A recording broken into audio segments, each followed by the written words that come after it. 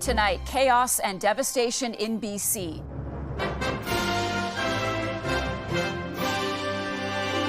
Schools, farms, and drivers try to stay above the surging floodwaters. It went from nothing on the highway to the highway was gone. And with more rain on the way, there's anger in Abbotsford over the federal response. Why do we have to keep going through this? Enough is enough. We need action. Caught on camera, the celebrities and the sex offender. I think people should be able to make judgments on their own as to what they see in these photos. What these newly released photos tell us about Jeffrey Epstein's connection to the rich and powerful. And an unseen side of a singing superstar. We dodged like a massacre. What a tearful Taylor Swift said about the dark side of her massively successful Eras tour. It's been a long time coming.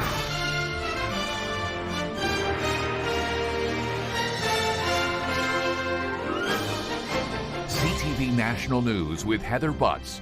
Reporting tonight, Marcia McMillan. Good evening. Families, farmers, and first responders in BC's Fraser Valley are bracing for a difficult weekend as torrential rain and spillover from the Nooksack River in Washington state have triggered major flooding. Rising waters have forced evacuations while shutting down farms, schools, and highways. The mayor of Abbotsford blasted Ottawa for failing to protect the Fraser Valley. Here's CTV's Andrew Johnson on how communities caught in the middle are coping under the threat of more rain.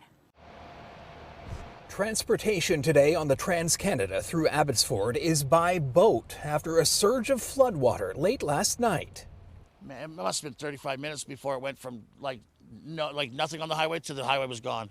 It was crazy. Police say they got thousands of vehicles off the road safely, except for one driver who didn't listen.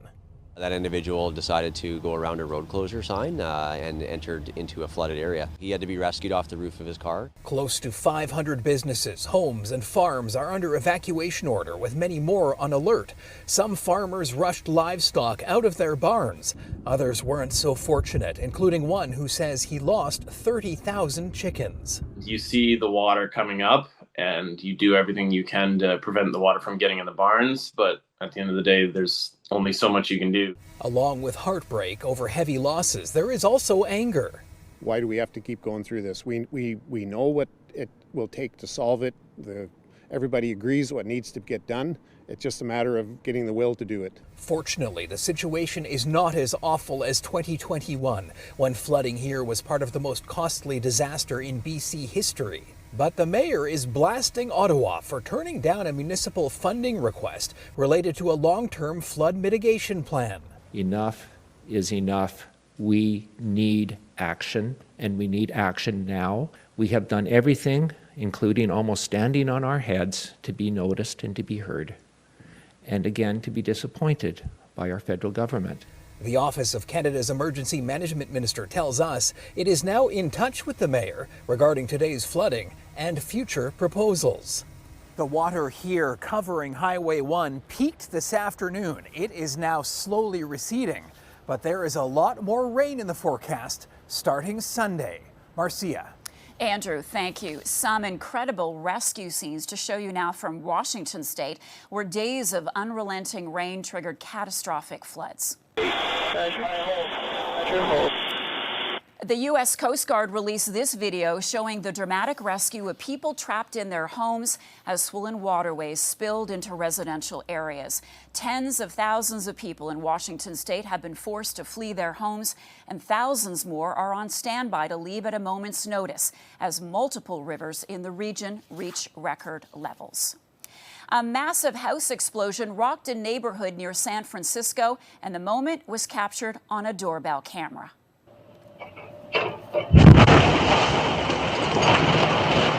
This footage shows the powerful blast launching debris and smoke into the sky.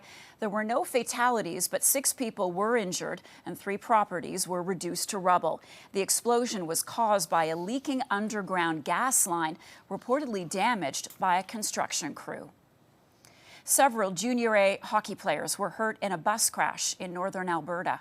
The bus driver lost control on a snowy and icy highway south of Athabasca this morning. RCMP say the vehicle went off the road and crashed into some trees. At least 2 teens were taken to hospital in Edmonton with non-life-threatening injuries. Other minor injuries were treated at the scene. The players are between 15 and 19 years old. The roads were iced over, and there was also blowing snow, which caused a lot of that ice to be covered. So anything that looked like just normal snowpack, the snow would clear up, and next thing you knew, you were on a patch of ice. And that is what we believe happened with the bus. We don't believe that speed or alcohol were a factor in this. It's really just so far due to inclement weather. Air Transat pilots have secured substantial wage gains after striking a tentative deal with the airline and a week of intense negotiations. The deal will see raises between 47% and 60% by May of 2029. Most senior pilots will make nearly $388,000 a year, a 47% wage increase from their current salaries, while first officers would top $238,000, a 60% jump in annual earnings. Air Transat pilots will have until January the 6th to vote in favor of the tentative agreement. Reaction continues to pour in after Conservative MP Michael Mah jumped ship to join the Liberals, putting them 1 seat away from a majority government. The move puts further pressure on Pierre Poilievre ahead of next month's leadership review. Here's CTV's Judy Trin with the fallout. To our newest member of the Liberal Party, Michael Mah. Plans for Michael Mah's defection were completed just a few hours before the Prime Minister announced it. Sources say the stealthy move was initiated by Natural Resources Minister Tim Hodgson, who represents a neighboring riding. Wow, such a big welcome. Thank you. Few saw it coming. Mah was dancing at the Conservative Christmas party a day earlier. He even posed with Pierre Poilievre for photos. On X, his secret Santa, Conservative MP Kurt Holman, says he gave Mah an Amazon Fire Stick and wants it back. Poilievre says Mah is letting down the people who elected him to fight for an affordable future and will have to answer to them. Mah was elected this past April in Markham-Unionville. In the riding, nearly 60% of residents are from China or South Asia. Regional Councillor Joe Lee campaigned for Mah. He says many constituents support Carney's recent moves to improve relations with China and India. By and large, they think the Prime Minister make a good move. This follows Chris D'Entremont's floor crossing in November. The Carney government is now at 171 seats, just 1 away from a majority, and are open to courting others. They realize, like we do, that we're in a trade war and that serious solutions are required. And they are required every day to go through this charade of obstruction. That is a soul-destroying experience for many Conservative members of Parliament. In the new year, there could be as many as 4 by-elections, and they're not all safe seats for the Liberals. As for Pierre Poilievre, he'll have to answer questions about the defections when his leadership comes up for review at the party convention. Marcia. Judy, thank you. In Washington, new images from the estate of the late Jeffrey Epstein have been released, showing the convicted sex offender with several powerful men, including U.S. President Donald Trump and former President Bill Clinton. The photos were put out by House Democrats. With more, here's CTV's John Vanavali-Rao. These are just some of the many photos released by Democratic lawmakers that they say came from Jeffrey Epstein's email account and computer. Images showing Epstein with entrepreneur Richard Branson and film director Woody Allen. There's this shot of Microsoft founder Bill Gates and one of U.S. President Donald Trump, along with 6 women whose faces were redacted. These photos were in the possession of the Epstein estate, and so that includes pictures that maybe were sent to Epstein, perhaps he took himself. There's a photo of Epstein and co-conspirator Ghislaine Maxwell standing with former President Bill Clinton. Another photo shows Trump's former advisor Steve Bannon sitting across from Epstein, and on a desk, a framed photo of an unidentified woman lying on a couch. There are also images of sex toys among the 95,000 images the Democrats say came from the Epstein estate and given to the House Oversight Committee. I think anything that we release is significant. I think people should be able to make judgments on their own as to what they see in these photos. For us, this is about transparency. All of the men in the photos have long denied any wrongdoing, and some of the images were already public. None of them indicate any criminality, and when or where they were taken is not disclosed. But they do raise more questions about Epstein's connection to the rich and powerful. Here, Epstein is seen with Trump. Another photo shows a bowl of novelty condoms with a caricature of Trump's face. Trump was at one time a friend of Epstein, but has denied knowing about his abuse of girls and women, and said this about the photos. She has photos with everybody. I mean, almost, there are hundreds and hundreds of people that have photos with him, so that's no big deal. I know nothing about it. The photos are separate from the Epstein files that the U.S. Department of Justice has been ordered to release by December 19th. Meanwhile, Republicans are accusing Democrats of cherry-picking the images to embarrass President Trump. John Vanavelli-Rao, CTV News, Toronto. And President Trump was sued today by an organization seeking to block his new ballroom at the White House. The lawsuit by the National Trust for Historic Preservation states that no president is legally allowed to tear down portions of the White House without any review or construct a ballroom on private property without public input. The group is asking for construction to be halted. 3 men from Scotland accused in the death of an Ontario restaurant owner in 2023 have been extradited to Canada and appeared in court today. Robert Evers Jr. was charged with manslaughter, while his father and uncle have been charged with accessory after the fact for helping him flee the country. The 25-year-old is accused of striking 44-year-old Sharif Rahman outside his Owen Sound restaurant. Rahman later died in hospital. The dispute allegedly took place over an unpaid bill. Police say the suspects were arrested in Scotland last year. Evans Jr. is expected back in court on Monday. His father and uncle have to wait until early in the new year. Fredericton police are under scrutiny after 2 murder investigations collapsed due to police mistakes. Now, an independent review of how things were handled is out in the public. CTV's Sarah Plowman digs into the findings and the changes being called for.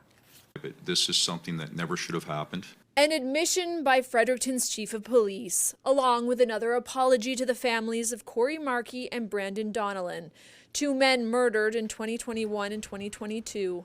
It led to 5 charges, but those trials never happened due to a police error. The pain and disruption this has caused them and those closest to these investigations is beyond measure. In June, charges were stayed against the 5 people accused in the murder cases due to what the Crown prosecutor called an insurmountable evidentiary issue caused by Fredericton police. The stay of these charges shook public confidence in the criminal justice system and deprived everyone, especially the family members, of a public trial. Police won't say what the error was, and the independent investigator who reviewed the police force says he can't provide an explanation to clear the air either.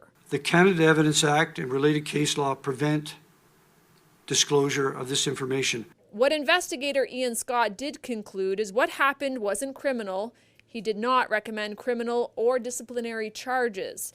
In an analysis of 63 major crime and high-risk investigations in the past 4 years, Scott found overall the investigations were generally well managed until the point where they became complex. He made 19 recommendations. These challenges reflect less on the effort of individual investigators than on the need for stronger systems, standardized practices, and enhanced oversight.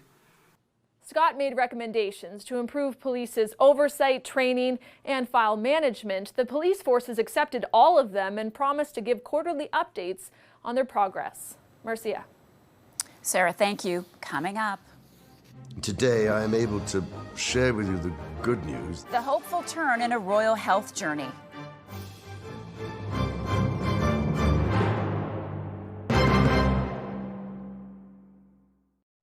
The King shared some positive developments today about his cancer treatment. Today, I am able to share with you the good news that thanks to early diagnosis, effective intervention, and adherence to doctors' orders, my own schedule of cancer treatment can be reduced in the new year. King Charles also stressed the importance of being diagnosed early, citing figures that 9 million people in the UK are not up to date with their cancer screenings available to them. Canada's flu season is off to a brutal start. Eastern Ontario's Children's Hospital is overwhelmed and pleading for backup from family doctors to manage a spike in the Ottawa region. Here's CTV's Abigail Beeman on how fast cases are climbing. Samantha Kingsbury experienced what Ottawa's Children's Hospital is calling unprecedented volumes in the ER, stretching capacity to the limit. There's a lot of people inside. Seems like there's a lot of coughing. The hospital extended clinic hours. Its CEO is asking family doctors and pediatricians to prioritize after-hours and urgent appointments for children with respiratory symptoms. We're prepared for it, and in fact, our family health organization will be open during Christmas to New Year's every single day, at least 8 and sometimes 12 hours a day, and many family doctor practices are doing the same thing. Across Ontario, there are more than 7,000 total cases, more than 3,000 reported last week. We still know how to prevent it and how to manage cases. It's just at a population level, likely going to be a tougher year. Cases up in Manitoba, too, where a childcare provider says she's seeing more children both sick and absent for longer than usual. Out of 75 children that attend between the 3 sites, at some point about 40 of them had called in with those influenza type symptoms. While in Alberta, flu cases jumped by 70% last week. That's just the cases that we know. There's a lot more cases within the community as well. So that's not alarming in and of itself. This Edmonton emergency room doctor says for the average healthy person, even if you feel like you were hit by a train, you don't need to head to the ER. It's the same old story. Get vaccinated, get vaccinated, get vaccinated. If the strain that we picked for this year is slightly off, that doesn't matter. It doesn't mean the flu vaccine's ineffective. It may be a little less effective. With the flu season off to an earlier start, experts are reminding people about etiquette around holiday gatherings. Cough or sneeze into your sleeve, don't reuse napkins, and of course, if you're sick, don't go. Marcia? Abigail, thank you. Nearly a year into the Canada-U.S. trade war and months after Mark Carney urged Canadians to fight back with their wallets, CTV's Paul Hollingsworth checked in with shoppers in Halifax to see what's driving their decisions. Sharon Spencer is in full Christmas shopping mode, and her strategy is simple. I buy what's on sale. Spencer tries to buy only Canadian-made products, but affordability is her primary focus. I don't really look at the tags to see if it's from the U.S. Spencer's not alone. A new poll from Nanos Research shows 45% of Canadians see cost as a barrier to buying Canadian goods. 33% say product availability is blocking their purchases. 32% have concerns about transparency. They don't know what products are made in Canada. It takes a lot of effort. Trade tensions have motivated Melanie Goldsworthy to buy only Canadian-made products this holiday season. I do acknowledge it is difficult. It's challenging. You have to change your habits. You definitely do, because the Canadian market isn't as saturated like other markets. Goldsworthy urges her fellow shoppers to be creative and to find ways to support homegrown businesses. We have managed to find some amazing things for gifts that you wouldn't be able to find anywhere else. Dalhousie University professor Lauren Sheen sees an opportunity emerging for Canadian businesses to develop new strategies that target customers who want to purchase products in their own backyard. There's a domestic market waiting for businesses that can make those kind of changes and pivots and compete against the large online retailing that we're seeing as a trend that's been increasing over the last decade, really. That's still going to be a challenge for Canadian businesses, but it's doable. While cost, availability, and transparency are having an impact, 31% of those surveyed by Nanos said they are not experiencing any barriers when it comes to buying Canadian goods. Paul Hollingsworth, CTV News, Halifax. Still ahead, behind the music and fame, Taylor Swift opens up about a terrifying moment in her life.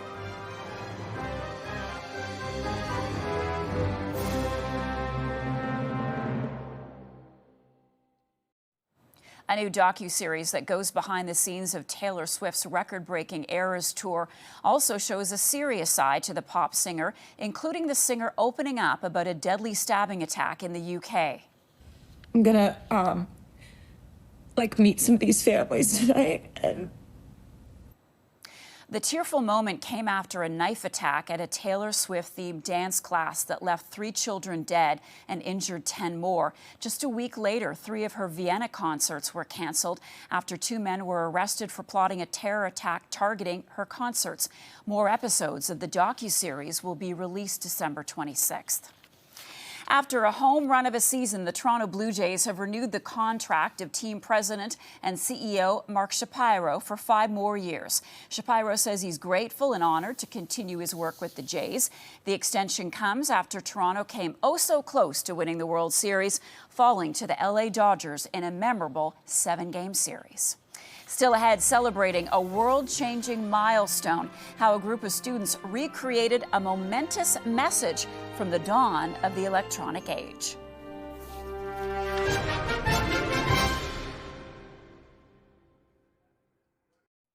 A world-changing message first crackled across the Atlantic 124 years ago today, landing right on Signal Hill in St. John's. Here's CTV's Garrett Barry on how Newfoundlanders are marking the communications milestone that connected the globe. This is Victor Oscar 1. Even with 124 years of refinement and advancement, transatlantic radio communication is an inexact science. In searching for a prearranged message from radio operators in Cornwall in the United Kingdom, trying to recreate what Guglielmo Marconi did in 1901 here at Signal Hill, radio enthusiasts in Newfoundland today heard from Austria instead. Maybe the part that reflects the signals back to England is missing, or it's got a hole in it or something there. We don't know. It's all part of the magic and mystery of radio that turns wires and diode circuits into holiday greetings between strangers across the world. And season's greetings and Happy New Year. Thank you very much. Back in the day, they used to use a crystal as sort of a conductor. Nowadays, we use this small little thing. Today, to celebrate Marconi's achievement 124 years ago, these students got a bit of hands-on time, making their own radios. Morse code takes a really long time to write. And seeing what they could pick up. I think it was country. Country, maybe like some Newfoundland music. If you attach chords, and it's pretty easy, but if you don't... It requires instructions. Even though their intended message from the UK didn't quite land, there wasn't much disappointment among this group. The look on the kids' faces when they plug their radio in and all of a sudden hear, a radio station come in. It's magical. Instead, a sense of wonder and a commitment to come back again next year for the 125th anniversary and keep the history of the achievement here alive. Garrett Barry, CTV News, St. John's. And that is our newscast for this Friday night. I'm Marcia McMillan. For all of us at CTV News, have a great weekend. Thanks for joining us.